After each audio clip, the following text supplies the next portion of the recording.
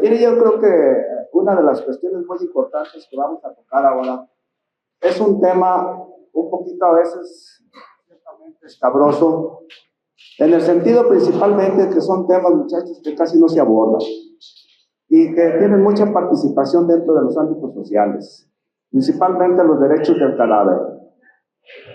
La mayoría de nosotros quisiéramos en un momento dado entender que cuando una persona fallece se le pierden sus derechos. Pues obviamente que no, muchachos. Obviamente que una persona cuando fallece, pues es claro que en ese momento también va a detenerse otros sistemas muy importantes dentro de lo jurídico y que hay que entenderlos. Yo quisiera hablar un poquito sobre la necrofilia, porque la necrofilia, si bien es cierto, es un padecimiento de una aberración sexual, también es cierto, muchachos, que es una de las características que más frecuentemente hemos encontrado como parte de lo que serían la falta de respeto al cadáver.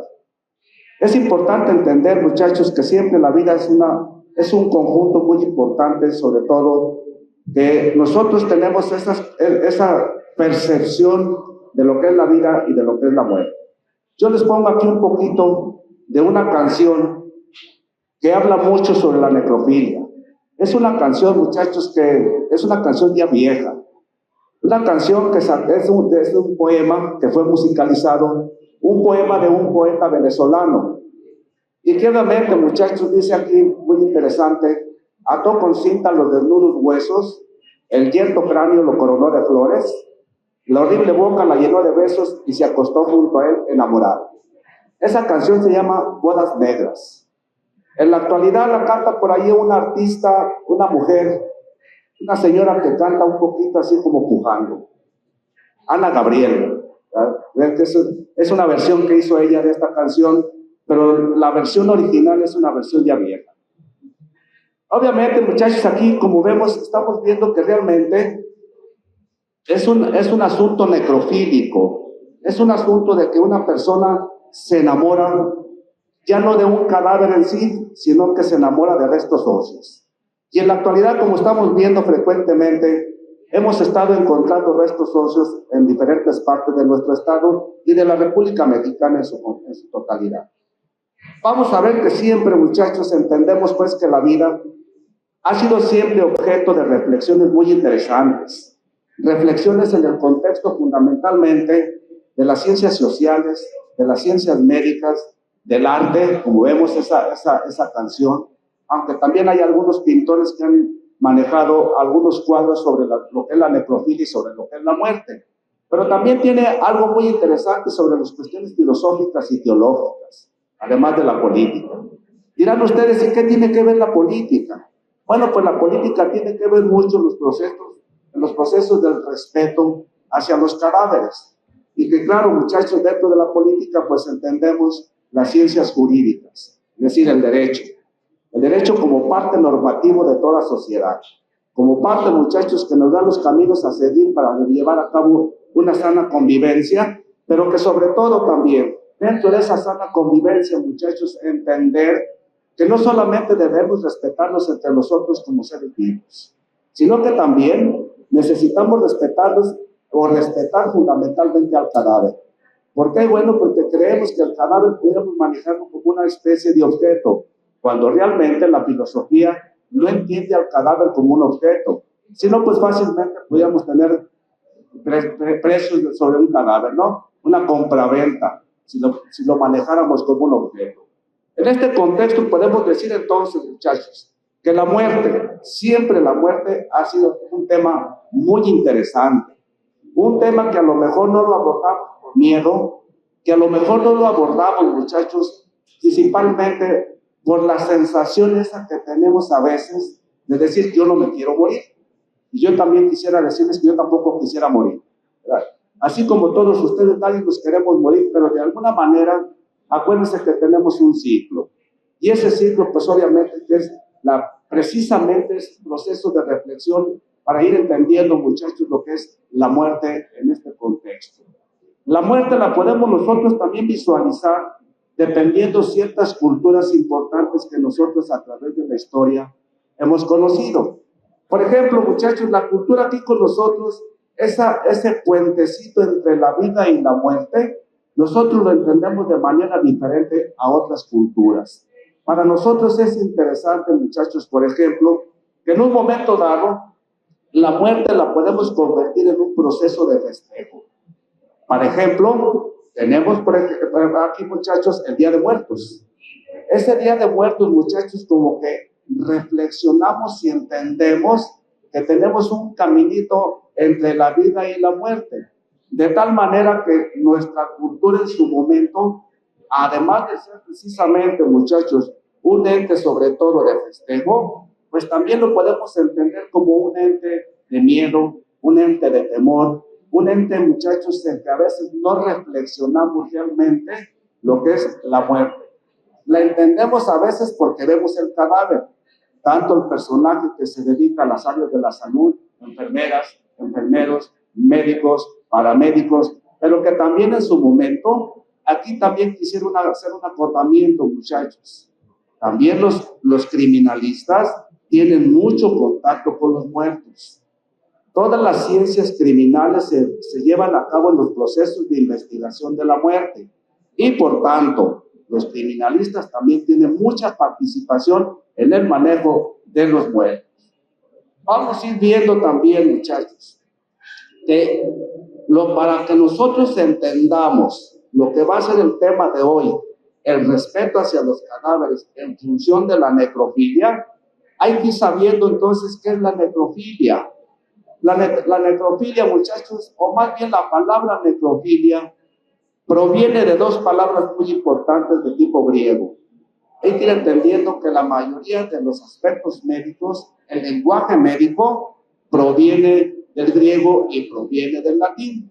En este caso, necrofilia, muchachos, como parte esencial también de las ciencias médicas, principalmente la psiquiatría, rama de la psiquiatría, hay que ir viendo que etimológicamente la palabra necrofilia proviene de necros, que quiere decir muerto, y filios, o filos también, muchachos, de acuerdo al latín, que quiere decir amor o atracción.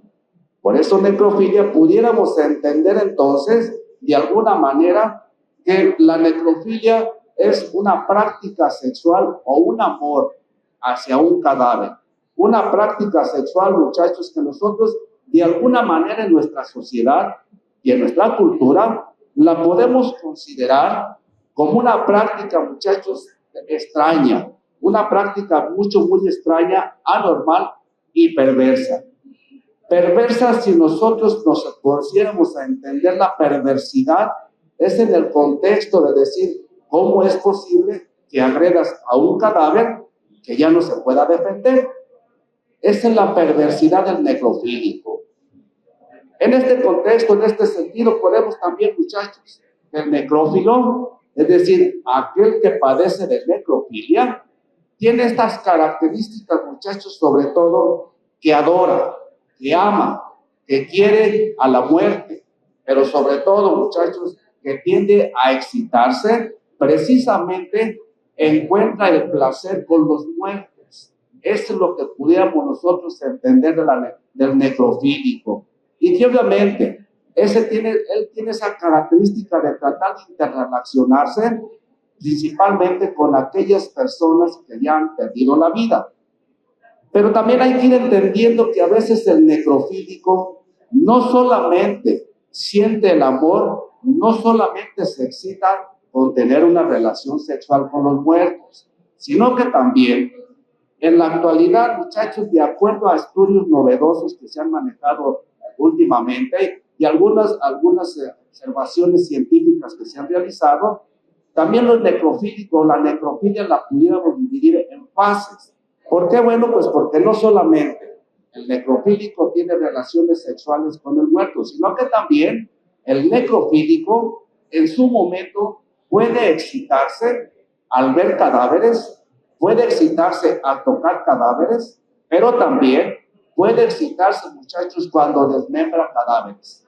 Es ahorita una de las características fundamentales que quisiéramos explicarnos en el ámbito de la necrofilia, con toda esa gran cantidad de delitos que se están presentando actualmente, en los cuales se están presentando el desmembramiento de los cadáveres. Y pudiéramos ir explicando de alguna manera una característica criminalística de ir buscando en el momento dado aquellas personas que se dediquen a llevar a cabo desmembramientos de cadáveres y irlos explicando desde el punto de vista como una persona, como un personaje necrofílico. Y obviamente nos falta mucho para poder llevar a cabo un estudio científico sobre si realmente esos que se dedican dentro de las delincuencias organizadas se dedican o tienen características o rasgos clínicos psicopatológicos de la presencia de una persona necrofílica.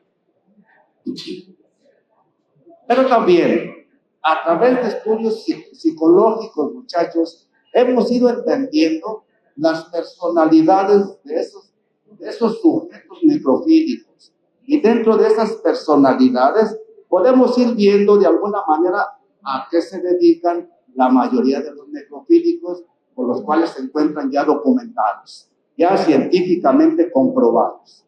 La mayoría de estos personajes, muchachos, siempre, debido a que tienen esa necesidad imperiosa de alguna manera de tener contacto con los muertos, pues obviamente, muchachos, que vamos a ir encontrando dentro de esos rasgos mentales para sus ocupaciones, que sean precisamente, muchachos, trabajar donde haya cadáveres. ¿Y dónde hay cadáveres? Bueno, pues pueden todos decir, en el CEMEFO, donde hay cadáveres en las funerarias, donde hay cadáveres, muchachos, pues obviamente en todos aquellos lugares donde lleguen o donde se lleve a cabo la disposición de los mismos. En los panteones también ha habido algunos necrofílicos que van y abren tumbas para poder sacar cadáveres y poder llevar a cabo esas actividades de alguna manera morbosas, perversas, de poder llevar a cabo actividades necrofílicas. En este contexto, muchachos, entonces podemos decir que el necrofílico, debido a esa necesidad que tiene de estar manejando cadáveres o de interactuar con cadáveres, entonces podemos decir que ese delito necrofílico se debe de llevar precisamente, muchachos, en un proceso de intimidad. Esos procesos de intimidad es también entonces que debemos estudiar otras parafilias, porque la necrofilia es realmente una parafilia. Hay que ir entendiendo los procesos necrofílicos y parafílicos, muchachos, para ir estudiando y para ir conociendo personalidades desde el punto de vista de la psicología y de la psiquiatría, personalidades con rasgos de alguna manera necrofílicas. Bien. Pero también, muchachos, a lo que se dedican los necrofílicos, también podemos decir entonces que se hallan en personal forense. Habíamos comentado hace un momentito, personal forense, muchachos, el CEMEFO, bueno, conocido como CEMEFO, ¿verdad? Pero la MORDE. Podemos decir, muchachos, criminalistas. Podemos decir también, muchachos, estudiantes de medicina y de enfermería. Podemos decir también, muchachos, en todos aquellos elementos o aquellas personalidades que se dediquen a las áreas médicas, pero que también se dediquen a todas aquellas áreas de la investigación criminal. De esta manera, podemos ir viendo, muchachos, los rasgos necrofílicos que puedan presentar diferentes personalidades. En este sentido, podemos entonces decir que una necrofilia es entonces también una parafilia. ¿Y qué son las parafilias, muchachos? Las parafilias son precisamente esas alteraciones mentales que en su momento un sujeto puede tener, muchachos, para llevar a cabo actividades necrofílicas, pedofílicas y toxifílicas, que son alteraciones muy importantes que hay que ir reconociendo, porque de alguna manera estas personalidades pueden presentarse no solamente, muchachos, en los procesos de la intimidad, sino que también podemos en su momento tener algún personaje con estas características, ya sea dentro de un ámbito social o ya sea dentro de un ámbito cultural o en un ámbito también, muchachos, de alguna manera comunitario. Por eso la importancia de ir entendiendo y estudiando lo que pudiera ser este delito que se llama necrofilia pero que también pertenece a las parafilias.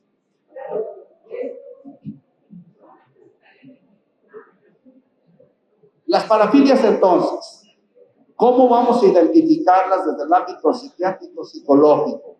Los podemos identificar, muchachos, porque son principalmente relaciones sexuales morbosas, ¿verdad? El deseo y el comportamiento sexual hay que ir entendiendo, muchachos, que si bien es cierto, es una característica propia de los seres humanos, también es cierto, muchachos, que esta característica de la sexualidad que nosotros tenemos como seres humanos y como seres vivos, pues obviamente que debe de tener alguna característica en especial, y que esa característica debe de estar siempre, muchachos, en una relación con personas que voluntariamente aceptan la relación. En el caso de la parafilia necrofílica, pues obviamente que el cadáver no va a aceptar la relación. Es decir, no se le puede preguntar, ¿tienes ganas de tener relaciones conmigo? Claro que no. Pero sin embargo, muchachos, el necrofílico utiliza lo que nosotros vamos a conocer como un coito forzado. Así como otra de las parafilias que también tienen mucho conocimiento, la paedofilia, es decir, tener relaciones sexuales con niños, la violación, tener relaciones forzadas con otra persona, pues obviamente, muchachos, que en este caso el necrofílico tiene realmente un coito forzado. Y que obviamente estas circunstancias del apetito sexual y del deseo sexual aberrante, pues obviamente, muchachos, que lo podemos considerar como un proceso que debemos ir entendiéndolo para ir también entendiendo cuáles serían los manejos terapéuticos de una persona que le pudiéramos diagnosticar un grado de parafilia. Bien. El comportamiento sexual, muchachos, el comportamiento sexual de los parafílicos es importante considerarlo como un comportamiento sexual inusitado, morboso, difícil de contener. Es decir, el parafílico, en el momento en que ve un cadáver y empieza su proceso de excitación psicológica o física biológica, en ese momento, muchachos, ese parafílico se vuelve entonces como una necesidad, como algo que no puede contener, es decir, una adicción verdadera. Las adicciones, muchachos, así como a veces nosotros no podemos contener el deseo de estar viendo nuestro celular, así también el necrofílico. El necrofílico, muchachos, también tiene esa necesidad imperiosa de poder realizar actos morbosos, actos, muchachos, en los cuales exploten todo ese proceso de un deseo sexual inusitado, debido a que ya tiene un proceso de adicción, debido a que él ya tiene un proceso, muchachos, en el cual su mente debe de buscar esa tranquilidad a través de un contacto, ya sea visual o ya sea físico, de una persona que ya haya perdido la vida. Bien, fíjense que las parafilias, esas actividades sexuales morbosas, sí las tenemos presentes en todos los contextos médicos. Sabemos que existen, sabemos que se presentan en todas las sociedades. Es decir, no interesa, muchachos, si un parafílico, necrofílico o paidofílico, tiene que ser exclusivamente de ciertos órdenes sociales. Realmente no está así, muchachos. Las parafilias se presentan entre los ricos, entre los pobres, entre cualquier personaje puede presentarse una actividad necrofílica importante. Es decir, no forma parte de ciertos estratos sociales, sino que cualquier alteración mental dentro de las actividades de la sexualidad humana puede presentarse en cualquier contacto social dentro de nuestra vida. Obviamente, muchachos, habíamos comentado hace un momentito, pero también hay que ir viendo las características socioculturales que podemos presentar dentro de las actividades sexuales. Es decir, para manejar una parafilia del carácter de la sexualidad, muchachos, pues obviamente que hay que ir entendiendo la cultura a la que pertenece. Por ejemplo, para nosotros, el delito de abuso sexual, el abuso sexual se da en niños, ¿verdad? Es decir, es una pedofilia. Ese delito sexual pedofílico, muchachos, si nosotros nos transportamos a un proceso sociocultural, vamos a entender que hay culturas en las cuales para ellos no es un delito el tener relaciones con menores de edad. Basta con conocer, muchachos, la cultura principalmente de los wixárikas, o los que ustedes le llaman huicholes. La cultura wixárika, muchachos, está permitido dentro de su sociedad y dentro de su cultura que pueden tener relaciones sexuales con menores de edad.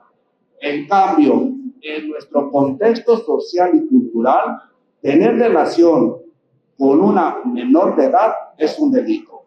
Es un delito muy castigado aquí en Jalisco y en la mayoría de los estados de la República Mexicana. Entonces, para ir entendiendo a veces las parafilias, hay que entender también el contexto social, el contexto cultural, contexto tradicional en el cual nosotros vamos a estudiar a esas morbosidades dentro de las actividades sexuales. Es bien importante entonces, muchachos, que la parafilia, como no tenemos estadísticas perfectamente bien elaboradas, debido a que se ocultan en muchas ocasiones, no podemos llevar un conteo fidedigno de todas aquellas personas que puedan presentar elementos pedofílicos o elementos necrofílicos. Únicamente, muchachos, se presentan este tipo de personajes cuando realmente ya tienen problemas con el orden público, ¿no?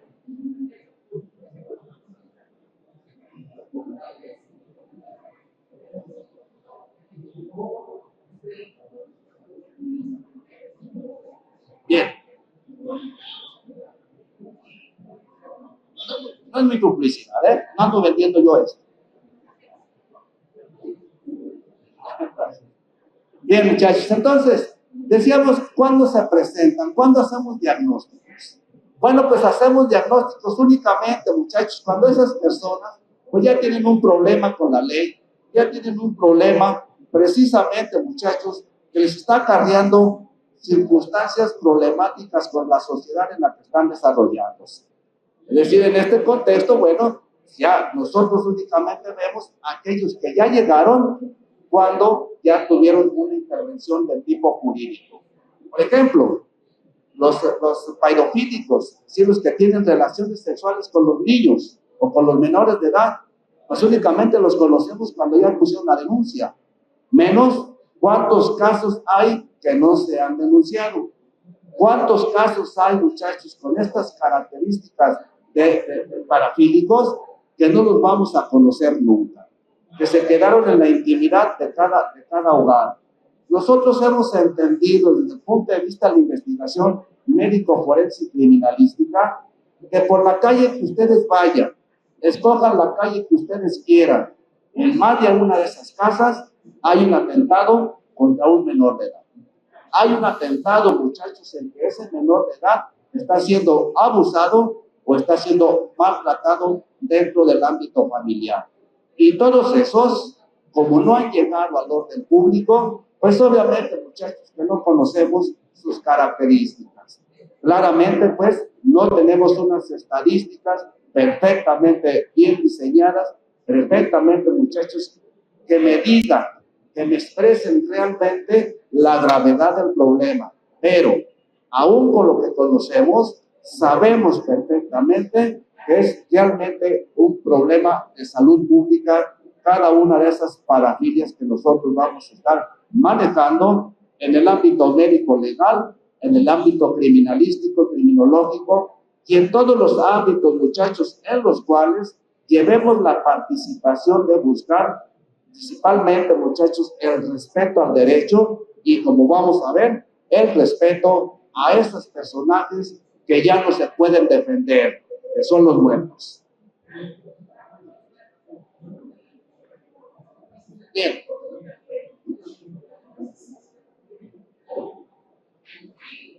Para ir entendiendo también, muchachos, las características de la necrofilia, las parafilias que vamos a ir viendo, pues también es importantísimo entender nuestros procesos y nuestros conceptos de la sexualidad humana. La sexualidad humana tiene una característica muy importante, es decir, está determinada de manera genéticamente, ¿verdad? Desde el momento, muchachos, en que nacemos, como somos un producto cada uno de nosotros, un producto hormonal, es decir, todo nuestro proceso de desarrollo, todo nuestro proceso de crecimiento, todo nuestro proceso de lo que somos, son precisamente debido a actividades hormonales. Entonces ya nuestra genética viene predeterminada para tener ciertas maneras de la expresión de la sexualidad humana. Es decir, entonces, muchachos, que esa predeterminación que traemos ya genéticamente viene con un objetivo fundamental dentro de la sexualidad humana, que a veces la estamos apartando un poquito, ¿no? Pero el objetivo, muchachos, eminentemente reproductiva. ¿Para qué se llevan a cabo las relaciones sexuales de una manera de pensamiento? Pues obviamente, muchachos, para perpetuar la especie. Y esa perpetualidad de la especie, muchachos, que está perfectamente bien documentada, pues obviamente que va en ese contexto, ¿verdad? Es decir, queremos tener hijos. Y si tenemos hijos, muchachos, los perpetuamos como seres humanos. Pero también, esa característica de la reproducción, muchachos, también lleva el placer. Ese placer que se va a sentir durante una verdadera relación sexual. Es decir, el objetivo fundamental también, muchachos, aparte de la reproducción de la sexualidad humana, es el placer inspirada fundamentalmente en el cariño, en el respeto, en el valor humano y obviamente, muchachos, en el amor. Cuando nos apartamos de esas características objetivas de la sexualidad, es entonces que podemos caer en un proceso parafílico y ahí sí, muchachos, ese proceso parafílico, ahí sí me va a provocar alteraciones jurídicas, alteraciones sociales y que claro, muchachos, para eso está el derecho, para que nos regulemos nuestras conductas y suframos las consecuencias de una actividad que se convierta en parafílica, en una actividad, muchachos, que se salga completamente de la inspiración del propósito de la reproducción, del propósito, muchachos, de una relación consentida, del propósito, muchachos, en el cual se establezca una relación de empatía, de cariño, de amor y de respeto. Cuando nos apartamos de esas características, entonces sucede una parafilia. Bien. Pero fíjense, muchachos, para que realmente también no sea una parafilia, aparte de esas características que acabamos de manifestar, también es fundamental entender que el objetivo de generar un proceso en el cual se despierte el deseo de la sexualidad, la expresión de la sexualidad, requiere precisamente, muchachos, un objeto inductor. Cuando hay un objeto inductor, inicia la respuesta.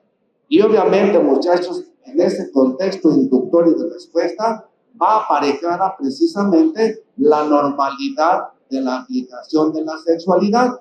Es decir, siempre, muchachos, para nosotros es importante entender entonces que el deseo, el apetito sexual va encaminado precisamente a inducir los muchachos sin salirnos de las características sociales y culturales que ya se nos han enseñado a través de la evolución de los seres humanos.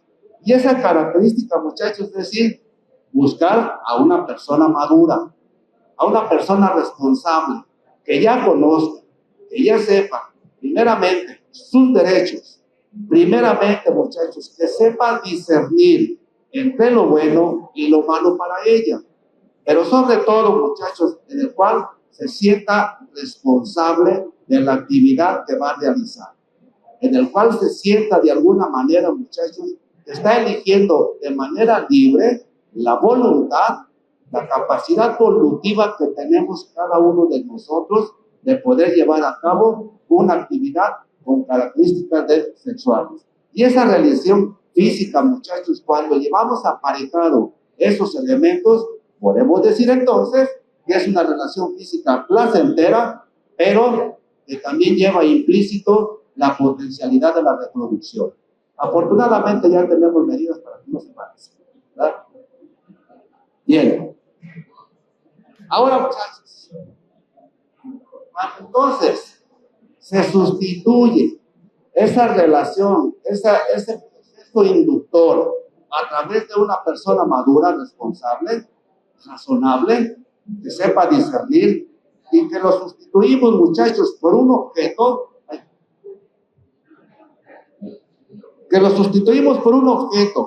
que ese objeto me simbolice otras características diferentes.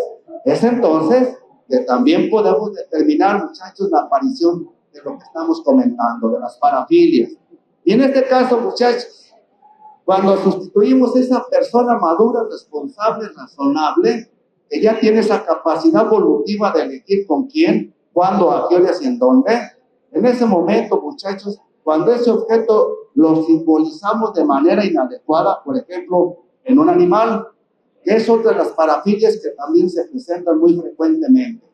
Los animales, muchachos, lo que se va a llamar principalmente zoofilia. La zoofilia es que se tengan relaciones con animales, ¿verdad? Y obviamente ese simbolismo, muchachos, que está presentando ese zoofílico es porque está de alguna manera ocupándose, más que ocupándose, está de alguna manera, muchachos, sustituyendo a una persona con características humanas maduras por un objeto diferente, ¿verdad? Pero también, en este caso, muchachos, también lo pueden simbolizar en una persona menor de edad.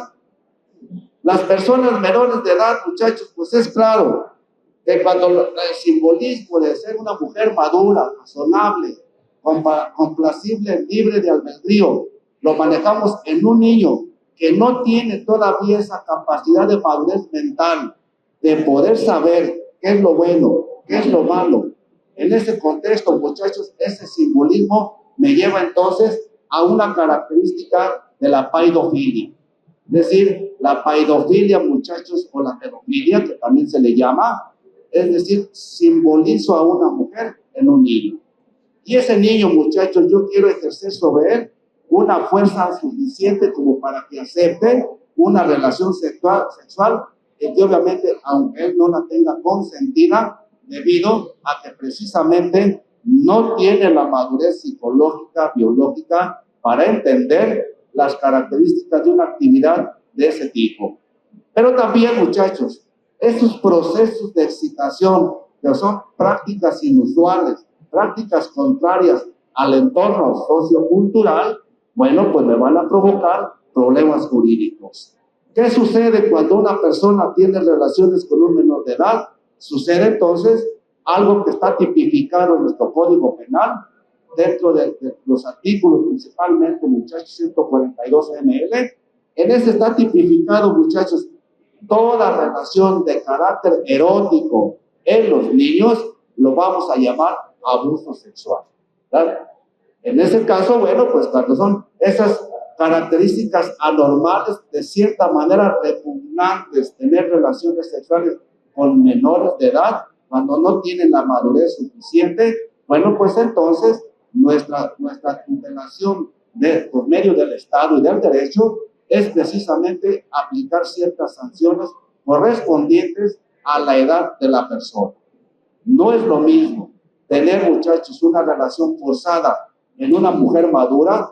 No quiero decir que tenga que ser normal, pero que una mujer madura, muchachos, tiene la característica de saberse defender, la característica, muchachos, en su momento de decir cuándo, a qué horas y en dónde. Los niños no tienen esa capacidad y por tanto se violentan todos sus derechos como seres humanos y todos sus derechos como personas. Y todos sus derechos, muchachos, están perfectamente bien tutelados en nuestros códigos civiles y en nuestros códigos penales. Bueno, ahora muchachos, las principales formas clínicas que podemos encontrar dentro de las parafilias, aparte pues del tema de hoy, que sería la necrofilia. Las características clínicas van a depender entonces, muchachos, las características clínicas de las parafilias, bueno, pues son principalmente circunstancias, muchachos, en los cuales ya van a tener un proceso de repercusión social, de repercusión psiquiátrica. Cuando nosotros empezamos a ver características clínicas de ese tipo de pacientes, bueno, pues hay que empezar a darles un manejo adecuado desde el punto de vista de la psicología, un manejo conductual, un manejo psiquiátrico, pero también, muchachos, un manejo en el cual lleve implícito circunstancias médico-legales. Porque obviamente el médico legista, muchachos, tiene una importancia en este tipo de diagnósticos de parafilias, y la necrofilia también en su momento. De tal manera, muchachos, que nosotros debemos llevar a cabo un tratamiento integral para ir de alguna manera sometiendo a esa persona a que lo encaucemos a las ramas jurídicas y lo encaucemos, muchachos, a insertarlo nuevamente en los procesos sociales. Cuestión difícil, cuestión muy difícil, pero hay que hacer un trabajo, muchachos, en conjunto con juristas, en conjunto con psiquiatras, con psicólogos, con médicos, con criminalistas, con criminólogos, con todos esos elementos para llegar a hacer un diagnóstico global y obviamente ofrecer un tratamiento adecuado. Las características clínicas, muchachos, pues obviamente, ¿qué van a depender precisamente, muchachos? Van a depender de qué tipo de parafilia y alteración mental tiene. La mayoría de estas formas clínicas que nos vamos a enfrentar son precisamente, muchachos, las que más conocemos nosotros. Yo estoy abordando ahora la necrofilia porque es un proceso muy poco conocido. Sí hay muchos estudios, pero la gente los conoce muy poco.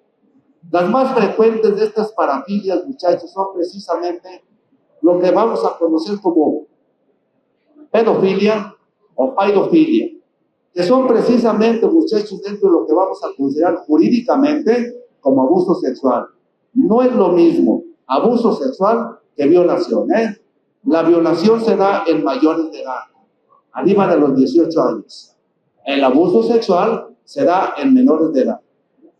Y obviamente, muchachos, el exhibicionismo, también el exhibicionismo es un tipo de parafilia, es decir, esa necesidad de estar enseñando los genitales. Claro. Luego se burlen de ellos. Y luego, muchachos, las tendencias principalmente de andar enseñando genitales, es decir, el exhibicionismo, también está perfectamente bien sustentado en nuestro Código Penal, que también alcanzan sanciones correspondientes de acuerdo a ese tipo de delitos.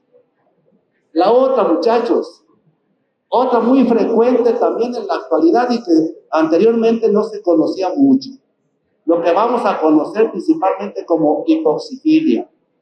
La hipoxifilia, muchachos, es una forma de la cual poco se conoce, pero que de los años 70 para acá empezó a ganar un gran auge, porque fuimos a hacer varias investigaciones en muertes que sucedieron, porque este tipo de aberración sexual consiste principalmente, muchachos, en un proceso de excitación sexual durante una disminución de la oxigenación. Es decir, se amarran el cuello, se aprietan el cuello para aumentar el proceso de excitación, pero también para alcanzar, muchachos, un mayor placer, es decir, un orgasmo más intenso, pero que a veces no mide la fuerza con la cual se están comprimiendo el cuello o la fuerza con la cual se están obstruyendo los orificios respiratorios y obviamente, muchachos, les va a causar la muerte. Y en ese caso, pues, ¿quiénes van a hacer el proceso de investigación en una muerte sospechosa con esas características? Pues las van a hacer los criminalistas. Van a estar, a partir de los criminalistas, muchachos, también van a intervenir los médicos forenses para determinar que realmente esa causa de muerte por un tipo de hipoxifilia, realmente fue un proceso accidental y no fue un proceso de características homicidas. Otros, muchachos, el masoquismo. El masoquismo también es muy frecuente, aunque también es ocultado, pero también es frecuente el masoquismo junto con el sadismo. ¿Cómo se presentan este tipo de alteraciones, muchachos, de masoquismo y sadismo? Los vamos a encontrar porque este tipo de actividades aberrantes de la sexualidad humana van aparejadas, muchachos, con otros tipos de delitos diferentes. Es decir, el sadismo como tal no pudiéramos castigarlo o no se puede encontrar en un código penal, ya sea estatal o federal, porque, muchachos, no está considerado delito. Está considerado delito por los efectos secundarios que tiene el sadismo y que tiene el masoquismo, es decir, la producción de lesiones. Y las lesiones, esas sí están perfectamente, muchachos, bien tipificadas como delito. Y es un delito que está contemplado tanto en el Código Penal Federal como en el Código Penal del Estado. Y por eso se conoce, muchachos, porque a veces las víctimas llegan, obviamente, platicando o comentándole a la gente del Ministerio Público el mecanismo por los cuales se produjeron esas lesiones. Y en ese contexto podemos entonces decir que realmente es una parafilia la que sufrió, pero que como consecuencia de ese acto parafílico que tuvo la persona, le provocó lesiones. Pero incluso también puede presentarse la muerte de la persona. Bien, entonces, muchachos, ¿qué podemos decir de esto? Que las parafilias, su interés jurídico no es precisamente como tal, sino que su interés jurídico está encaminado precisamente, muchachos, por los actos que violentan las disposiciones normativas y que se encuentran tipificadas como delitos. Decíamos entonces, el sadismo, el masoquismo, las hipoxifilias, muchachos, como tales no están clasificadas o tipificadas como delitos, sino que más que nada es la consecuencia, muchachos, de que violentan otras normas, principalmente que están consideradas delitos. Decíamos el delito de lesiones, decíamos el delito de homicidio o decíamos la muerte accidental, ¿verdad? Por eso se conoce entonces, muchachos, por eso tienen esa relevancia el estudio de las parafilias dentro de nuestro contexto social y cultural al cual pertenecemos. Bien, la importancia médico-legal.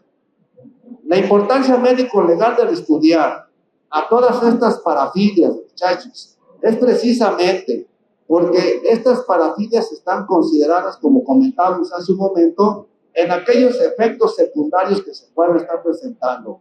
Pero sobre todo, muchachos, estas parafilias que ya están contextuadas en nuestros códigos, precisamente están estableciendo medidas muy importantes para quienes cometan ese tipo de actos dentro de la tipificación como parafilias. Es decir, privación de la libertad. Los pueden meter a la cárcel.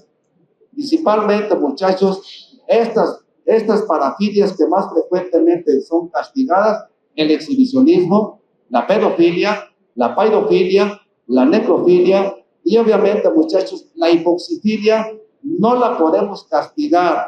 ¿Por qué? Bueno, porque es una autorregulación, es un autolesivo, porque la persona lo que persigue es un aumento en su propia excitación, no con la pareja que va a estar.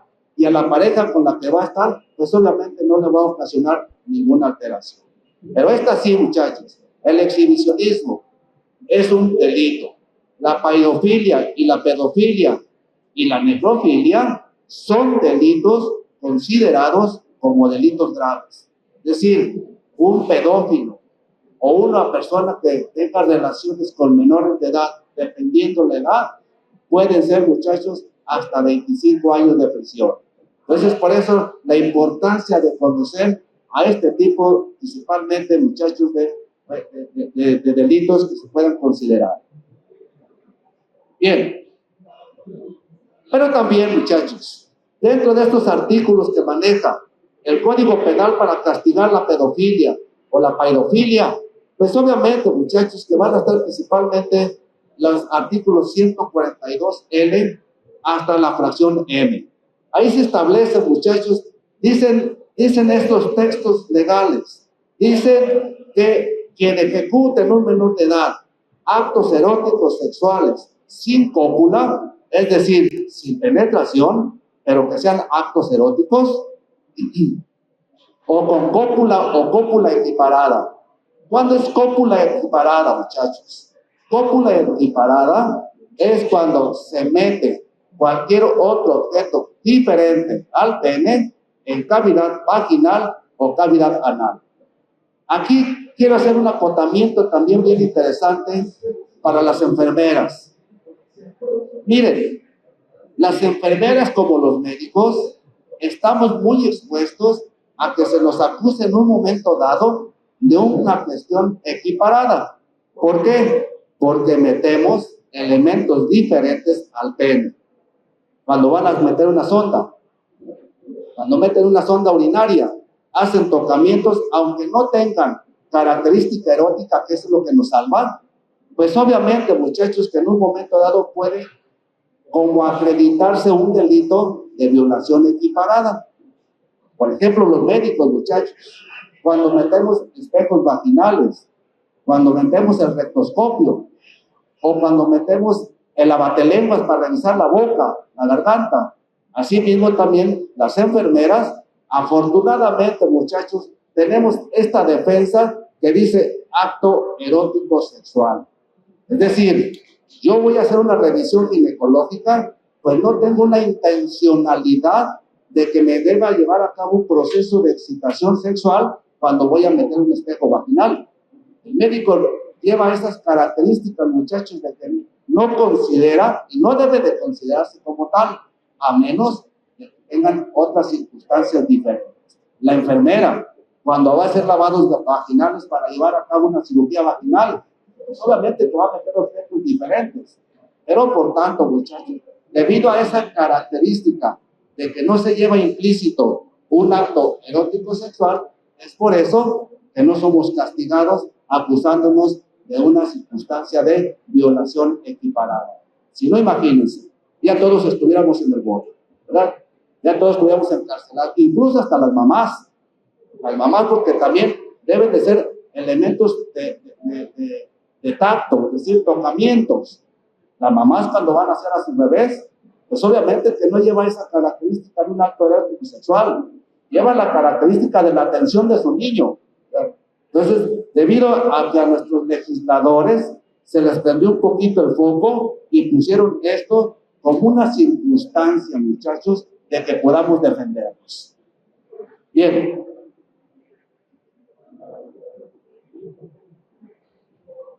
Como vamos a ver ya, muchachos, también la muerte, para ir entendiendo qué es una muerte, qué es la muerte, yo siempre pongo esto, muchachos, miren, la muerte tiene tan seguro su triunfo que nos da toda una vida para gozarla. Y es claro, muchachos, todos sabemos que nos vamos a morir. Decíamos al principio, nadie queremos morirnos, pero todos nos vamos a morir. Más temprano, más tarde, pero lo único seguro que tenemos es que sí nos vamos a morir. Lo único seguro que tenemos en esta vida, muchachos, es precisamente la muerte. Y por tanto, para nosotros, muchachos, esa muerte, ese elemento, muchachos, en el cual ya perdemos la vida, bueno, pues también tenemos otro elemento muy importante que nos acompaña. ¿Y quién nos acompaña? Nos acompaña el derecho. Porque obviamente el derecho, muchachos, nos va protegiendo desde el momento de la concepción hasta el momento del nacimiento y desde el nacimiento hasta que fallecemos. Cada una de esas etapas, muchachos, tenemos un proceso de protección jurídica. Por ejemplo, tenemos leyes que establecen, muchachos, la protección jurídica del no nacido, es decir, de ese ser que está formándose en el útero de la mamá y que también tiene derecho a que sea protegido. Y esa protección, muchachos, está en el ámbito de lo jurídico. Pero también, en el momento, muchachos, en que ese bebé nace, también está protegido. Es decir, protegido a través de las leyes que manejamos como reglamentaciones del recién nacido. Pero a través de la vida, también estamos protegidos. Es decir, todo el tiempo, muchachos, toda la etapa de nuestras vidas, vamos a estar protegidos por el derecho. Es entonces que el derecho, pues es claro, muchachos, que es importantísimo para que nos puedan hacer valer todo aquello a lo cual, valga la redundancia, tenemos derecho. Y uno de los derechos fundamentales es precisamente, muchachos, el derecho a la vida. Todos tenemos derecho a la vida, pero también tenemos el derecho a la libertad. Y por tanto, muchachos, esos elementos tan importantes en los seres humanos, vida y derecho, vida, muchachos, tan importantes y libertad, estamos protegidos precisamente por el derecho. Pero obviamente, muchachos, estos elementos, esta muerte, en el momento en que yo dejo de existir, no quiere decir que en ese momento ya perdí derechos, sino que al contrario, muchachos, sigo yo aumentando otros derechos. Pierdo unos, pero se me presentan otros. En ese contexto podemos decir entonces, muchachos, que siempre las cuestiones que el derecho va a perseguir como protección de aquellos que fallecen van a ser precisamente la dignidad, los recuerdos, el honor, el respeto y la imagen de la persona. Es decir, ya falleció una persona, tiene un derecho, muchachos, de que sus familiares vayan a llevar a cabo un proceso de protección de sus recuerdos. ¿No? Hay que ver, muchachos, algo bien interesante. Decíamos que dentro de la literatura también se presentan cuestiones necrofílicas, pero también se presentan circunstancias filosóficas muy importantes. Hay un autor, un poeta, muchachos, un señor de aquí de Agualulco, que el día que puedan, cómprense un librito. Son unos libritos de poesías muy delgaditos que en una ida al baño se lo pueden leer. Ahí vienen unos poemas, muchachos, que él maneja la muerte. Y dice él, la muerte no duele, duele tu ausencia. Y tiene razón, tiene mucha razón, muchachos, porque realmente lo que nosotros guardamos de ese familiar querido es precisamente sus recuerdos, es su dignidad de haberse comportado como un ser humano, como un padre, como un hermano, como un Dios, como un familiar que llegamos a quererlo, llegamos a amar. Pero también, muchachos, el honor al cual él siempre respetó la normatividad que le imponía la sociedad en que vivía. Pero también, muchachos, el respeto que se ganó y la imagen que siempre vamos a tener en nuestra memoria.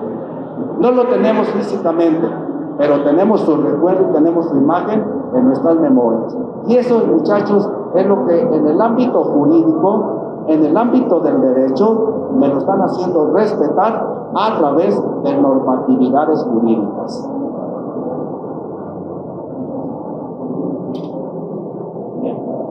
Según la tanatología, muchachos, es una ciencia muy bonita, también muy interesante. La tanatología dice que la muerte no es más que la pérdida total e irreversible de los signos vitales.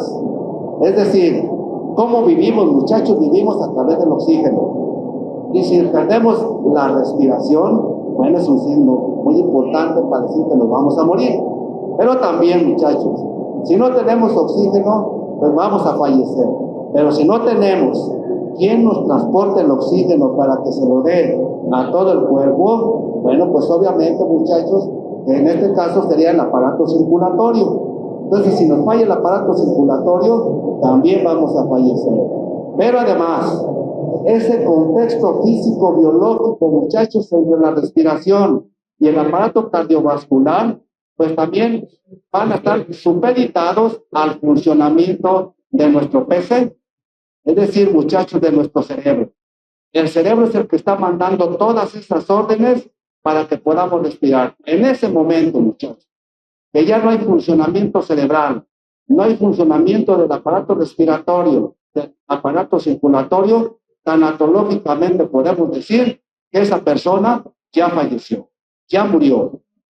Pero también hay que tomar en cuenta, muchachos, que en este contexto, pues también no es que se lleve a cabo únicamente la parálisis o la detención de esos funcionamientos vitales, sino que en ese momento también van a aparecer, muchachos, procesos muy importantes que se van a llamar procesos bioquímicos, procesos bacterianos destructivos de la materia, procesos bioquímicos, muchachos. Nosotros estamos compuestos de moléculas. Todo nuestro organismo son moléculas. Son esas moléculas tan importantes para que podamos vivir como son los carbohidratos, es decir, el azúcar, como son las grasas, como son las proteínas. Todas esas proteínas, todos esos carbohidratos, todos esos elementos moleculares que nosotros tenemos, muchachos, en el momento en que se suspenden de manera irreversible los ciclos vitales, va a haber entonces transformaciones químicas muy interesantes. E incluso son tan interesantes, muchachos, que hay una parte, una ciencia que se llama bioquímica tanatológica, es decir, compuestos químicos que se producen después de la muerte de un cuerpo humano. Por eso entonces, muchachos, todas estas transformaciones en el momento en que suceden, junto con el cese irreversible de estas funciones, tanatológicamente ya estamos muertos. ¿Por qué digo tanatológicamente, muchachos? Bueno, pues porque vamos a ver que también hay algunos elementos que aunque ya no haya circulación, que aunque ya no haya actividad cerebral, todavía tenemos algunos elementos vitales. Y dentro de esos elementos vitales, muchachos, podemos ver que hay células que todavía no fallecen. Se han investigado, muchachos, que por ejemplo, hay unas celulitas que tenemos en el aparato respiratorio, que después de 30 horas de que una persona fallece, esas celulitas todavía siguen vivas, todavía siguen funcionando. Pero también algo más interesante, muchachos, el tema que estamos tratando, se ha encontrado que los espermatozoides viven hasta 100 horas después de que una persona falleció. Entonces, obviamente, muchachos, que la muerte la podemos entonces considerar no como un suceso, sino como un proceso. Es decir, empieza la falla, muchachos, y tiene que llevar a cabo todo un proceso para poder llegar hasta el momento, muchachos, en que nosotros ya conocemos a un cadáver. Cuando ya se le presentaron todos esos fenómenos físicos, químicos, morfológicos de una persona, van a cambiar y en ese momento sus fenómenos cadavéricos, muchachos, me van a decir, realmente esta es una muerte real. Esta persona ya falleció. Por eso digo tanatológicamente. Pero en ese contexto, muchachos, podemos decir entonces, que en el momento que la persona fallece, en ese momento, muchachos, aparecen otros tipos de derechos. Aparecen derechos muy importantes, muchachos, se transmiten derechos, pero también se extinguen otros derechos. ¿Cuáles son los derechos que se extinguen? Por ejemplo, muchachos, lo que nosotros conocemos como derechos personalísimos. Dentro de los derechos personalísimos, es decir, un derecho personalísimo es que yo debo de tener un nombre. Otro derecho personalísimo, muchachos, que tengo que llevar es tener un domicilio. Otro derecho, tengo derecho a tener propiedades. Pues obviamente en ese caso, muchachos, un muerto pierde sus derechos, pero pues en ese momento adquiere otros derechos, pero también otros derechos de transmisión. Bueno, yo voy a perder el derecho de mi propiedad, pero puedo dejarle este derecho, se lo puedo transmitir a un familiar. En este caso se lo puedo transmitir a mi hijo, a mi hija, a mi hermano, a mi hermana, a mi señora, a quien la persona decide. Y es un derecho elemental, es un derecho que adquiere esa persona que fallece. Como ya no puede tutelar la propiedad, bueno, yo quiero que fulanito de tal la tutele. Y la va a tutelar a través de mi transmisión de derechos.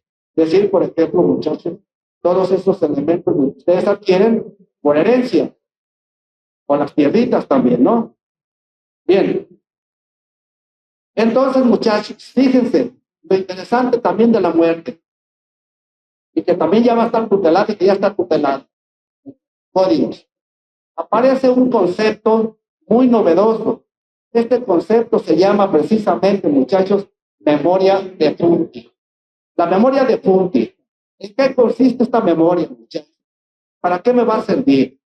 Me sirve precisamente, muchachos, para tener esa capacidad de transmitir derechos.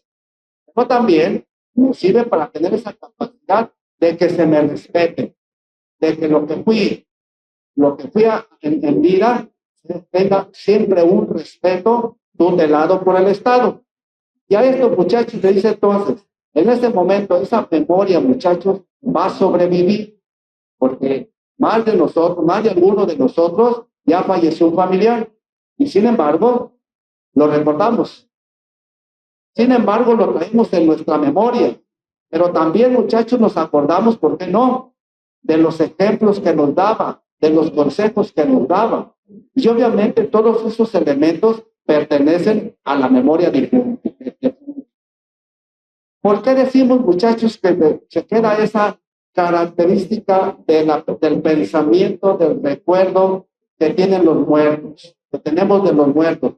Bueno, pues porque si nos atendemos a las cuestiones filosóficas, principalmente la filosofía socrática y platónica, y la filosofía teológica, principalmente en la religión católica, vamos a decir que nosotros somos un conjunto de dualidad, es decir, un cuerpo, un alma. Dice Platón, el alma es el que queda como un elemento etéreo, un elemento, muchachos, que viaja, que anda en un espacio distinto al que nosotros estamos ocupando. Dice la religión, muchachos, el alma. El alma es otro elemento importante también que hace que se transmitan a través de la falta de quien llevó esa alma. Y que obviamente ya va a depender, muchachos, de características, o más bien va a depender de todos esos pensamientos que ustedes tengan y de la capacidad religiosa que ustedes tengan, ¿verdad? Bien, pero en este caso, muchachos, entonces, se pierden efectos. En la muerte vamos a perder efectos de la personalidad civil, pero también van a surgir otros efectos muy importantes, muchachos, es decir, ya no vamos a tener actividad volutiva, ya no tenemos la capacidad de decisión, ya estamos muertos, ya no puedo heredar a nadie, ya estamos muertos, ya no puedo reconocer hijos, ya estamos muertos, muchachos, ya no puedo hacer elementos de compraventa o elementos jurídicos porque ya no tengo esa capacidad, ya la perdí. En el momento en que fallecí, ya perdí esa capacidad. El honor, la intimidad, la imagen de una persona viva, muchachos, son parte de la memoria de Funti. Son parte de ese concepto de memoria de Funti. Obviamente, muchachos, el derecho está tratando ya de tutelar en todo el ámbito. Y ahorita vamos a ir viendo, muchachos, el por qué es importantísimo conocer y se tutele adecuadamente esta memoria de Funti de la persona que en su momento ya falleció. Bien. ¿Por qué hay que protegerlos, muchachos? Porque dice el derecho, los muertos, esa memoria de Funti se considera como una prolongación de la personalidad del fallecido. Cada uno de ustedes tiene una personalidad estrictamente de ustedes, para ustedes y con ustedes, de sus personajes que viven con ustedes, o de aquellos que ustedes quieren, de aquellos seres que ustedes aman, de aquellos seres que están con ustedes siempre. Esa memoria, muchachos, esa imagen que ustedes tienen de esa persona muerta, pues obviamente, muchachos, que esa persona, ese respeto, esa imagen de la persona muerta, tiene que ser respetada. No puedo decirle yo a alguien, oye, ¿para qué te acuerdas de tu papá? Oye, ¿para qué te acuerdas a tu papá? ¿O por qué lo traes en tu imagen? No le puedo yo decir eso porque ese es tu derecho. de entender que perdió una persona querida. Ese es su derecho de siempre conservar esa, en su memoria, en su forma de ser, a esa persona amada. Por eso, entonces, hay que buscar un elemento del cual podamos nosotros proteger. Pero también, muchachos, dice el derecho, bien, ¿y quiénes son los responsables de que cuiden esa memoria, esa imagen, ese respeto? ¿Quiénes van a ser los responsables? El Estado lo va a dictaminar en su momento. Y los responsables van a ser precisamente, muchachos, precisamente la familia. La familia es la responsable de conservar la imagen, de conservar el recuerdo, de conservar la forma de sus familiares, de hacerse respetar, muchachos, de hacer que se respete esa imagen de su familiar. Yo no puedo hablar mal de alguien que ya falleció. Yo no le puedo decir, por ejemplo, a la hija de alguien, oye, tu papá era un hijo de allá, ¿verdad? Con tendencia a mejorar. No podemos decir eso. ¿Por qué, muchachos? Porque es un derecho protegido, porque es un derecho familiar. Por eso no lo podemos decir, muchachos. Entonces, esa memoria, esa imagen y esos recuerdos deben de ser primeramente custodiados por la familia.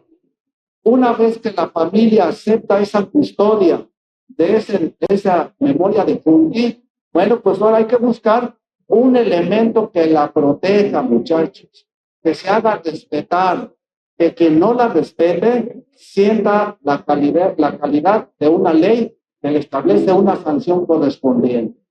Por eso entonces, muchachos, la familia son los guardianes principales de la memoria de Fungi, pero también, muchachos, hay que manejar que alguien tutele ese recuerdo. ¿Por qué se ha buscado, muchachos, el manejar que la ley proteja los recuerdos? ¿Por qué se ha manejado, muchachos, que el derecho proteja los recuerdos de los difuntos o la memoria difunta?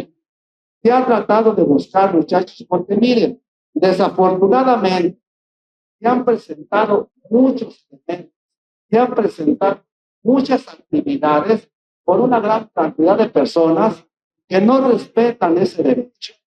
Entre ellos, muchachos, tenemos, pues obviamente, esa falta de sensibilidad, esa falta de respeto hacia los cadáveres, esa falta de la dignidad hacia quien ya falleció. Pues obviamente, muchachos, que los vamos a encontrar principalmente en personal de salud. Los vamos a encontrar, muchachos, en médicos, en empleados de servicios funerarios, en estudiantes de medicina.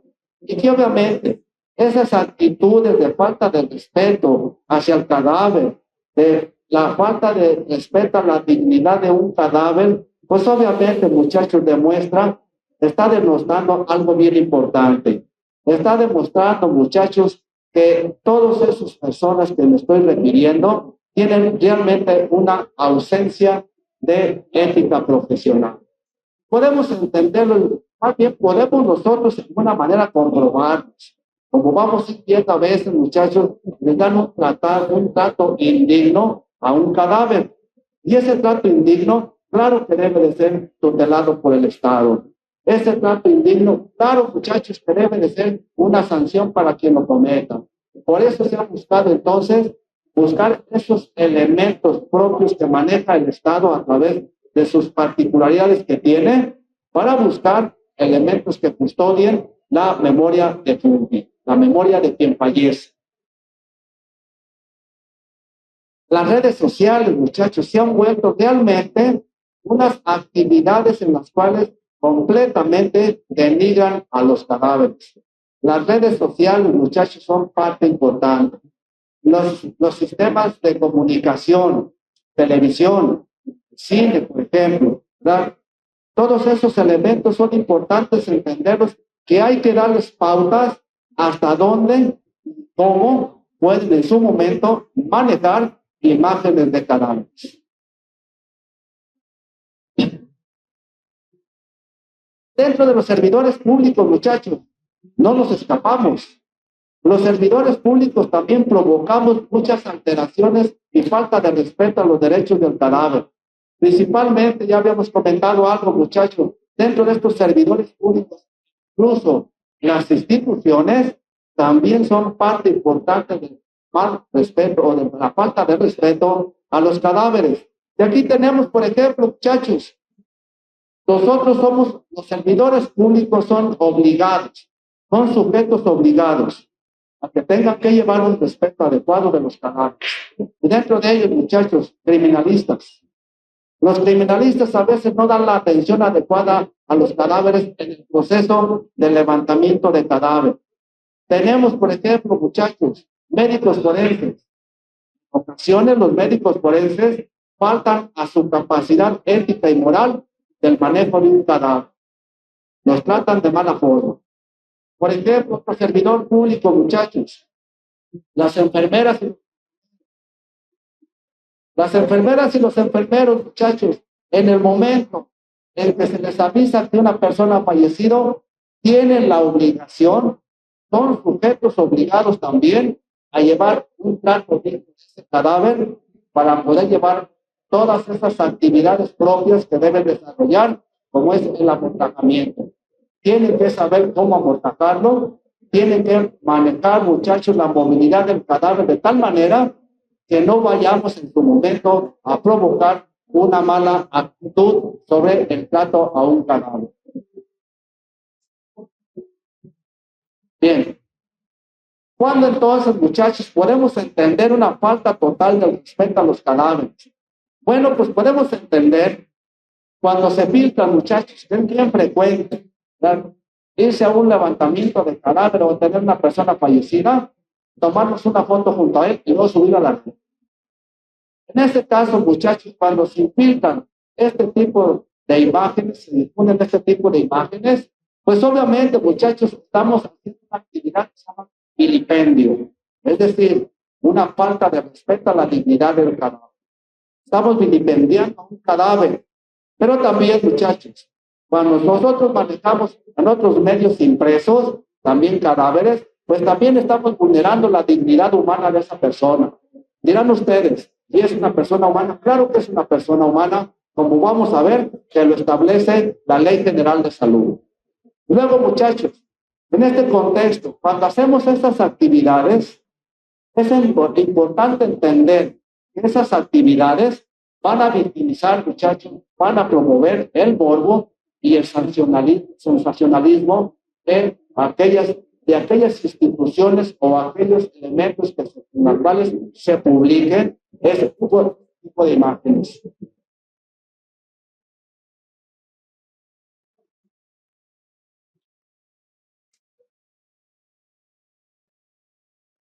Bien.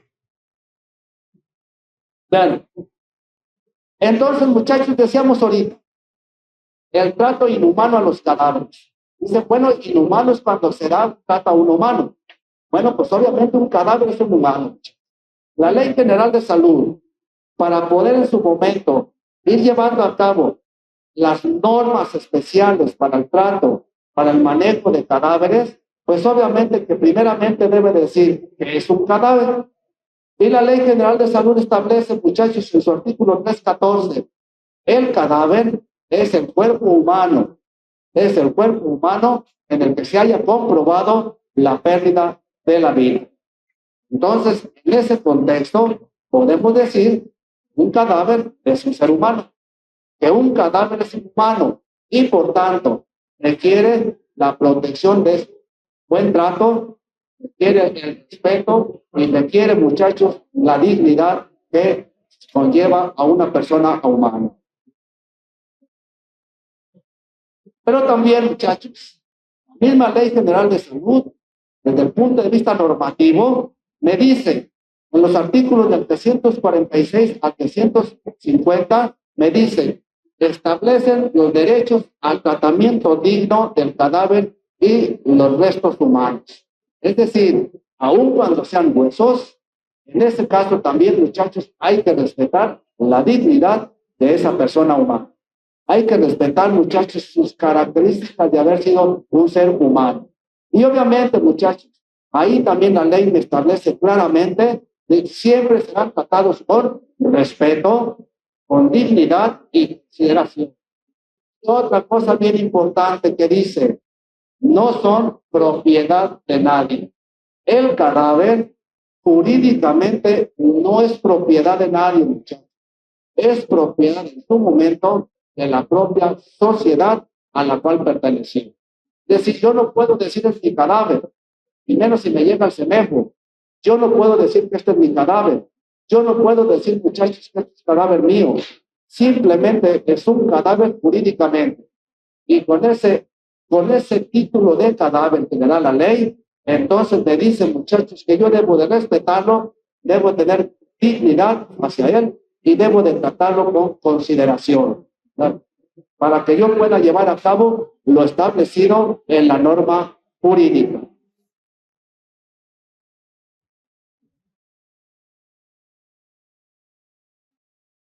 Entonces, así podemos decir, muchachos, de manera resumida, la ley que hay que respetarla, muchachos, la norma jurídica, la que estamos obligados a obedecer. Esa ley me dice, muchachos, que a los cadáveres se les debe de dar protección, respeto y dignidad para su manejo. Si no lo hacemos, vamos a llevar a cabo entonces, muchachos, la protección de la ley y por tanto somos acreedores a una sanción correspondiente de acuerdo al delito. Aquí hay dignidad, muchachos, hay respeto, hay un trato digno al cadáver. Y esto, muchachos, lo podemos ver en algunas ocasiones en los servicios médicos forenses. No aquí, afortunadamente, pero sí en algunos otros servicios médicos forenses podemos ver este trato a los cadáveres. Hay dignidad, hay respeto, estamos respetando sus derechos, estamos respetando, muchachos, su memoria de Putin. Claro que no. Por tanto, muchachos, esta institución requiere una sanción porque está violentando una norma establecida para el trato digno de los cadáveres. Bien, el marco jurídico entonces, muchachos, me permite que se deben de cumplir todas las normas de los cadáveres, es decir, los derechos post-mortem, como son principalmente, muchachos, principalmente derechos del cadáver, entonces, cumplimiento de su voluntad.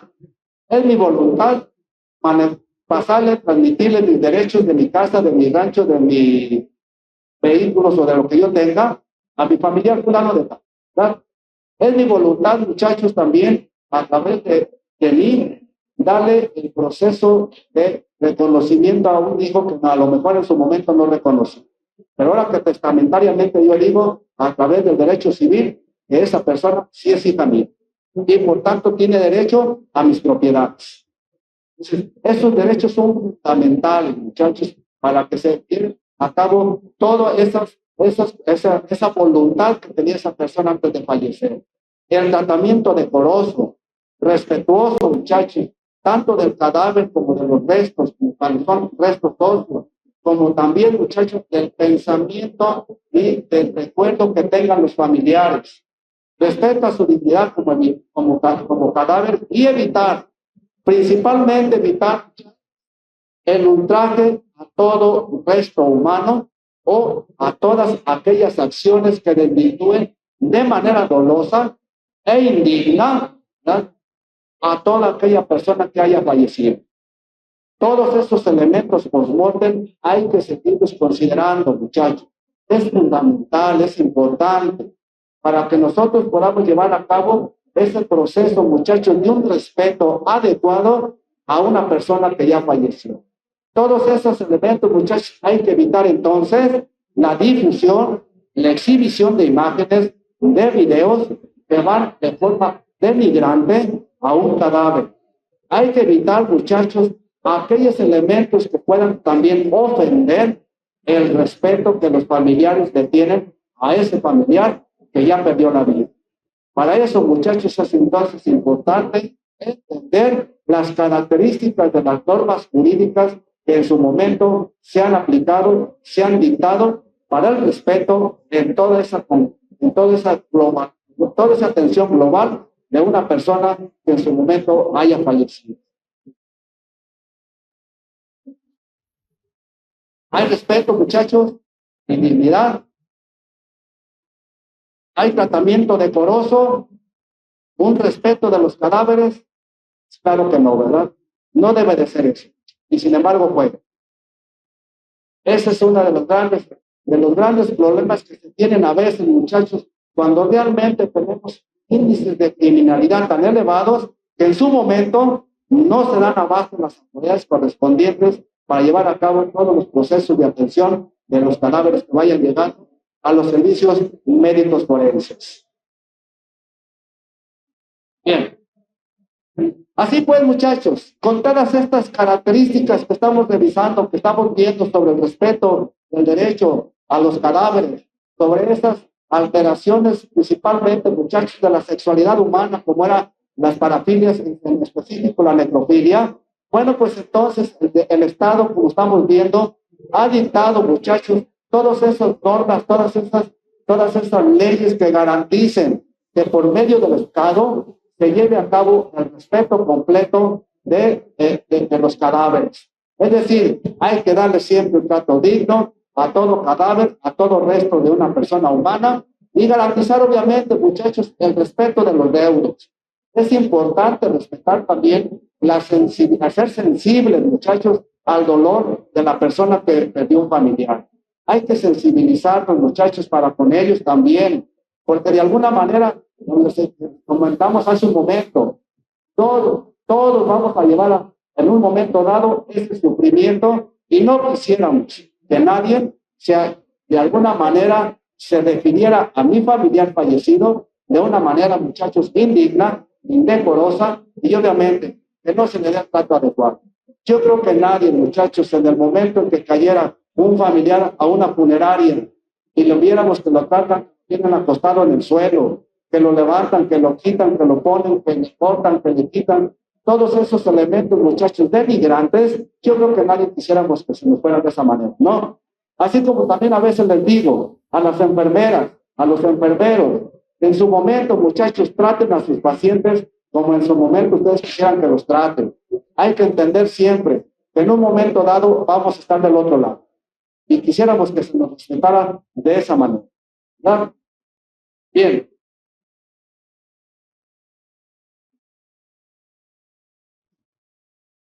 En todo ese contexto jurídico, vamos a ver, muchachos, que tenemos ciertas normativas. Principalmente la primera normativa aquí en el estado de Jalisco, muchachos, para el respeto y la inhumación de nuestros cadáveres. La primera ley, la ley del registro civil, en el que se establece, muchachos, en el momento en que una persona pierde la vida, hay que certificar la muerte. ¿Quién va a certificar la muerte, muchachos? Debe de certificarla un médico que esté legalmente autorizado para ejercer la profesión. No puede certificar la muerte, muchachos. La enfermera, el enfermero, el paramédico, nadie puede certificar la muerte, única y exclusivamente el médico. Y en su momento, cuando la muerte sea acaecida por algún elemento presumiblemente delictuoso, el que debe de firmar la certificación debe de ser el médico forense. Ley General de Salud, muchachos. La Ley General de Salud me establece cómo debo de manejar a los muertos. Me establece cómo debo de manejar en su momento a aquella persona que ha fallecido. La Ley General, el Código Penal de Jalisco y el Código Penal Federal me establecen las sanciones correspondientes si no llevo a cabo ese trato digno, ese trato respetuoso de un cadáver.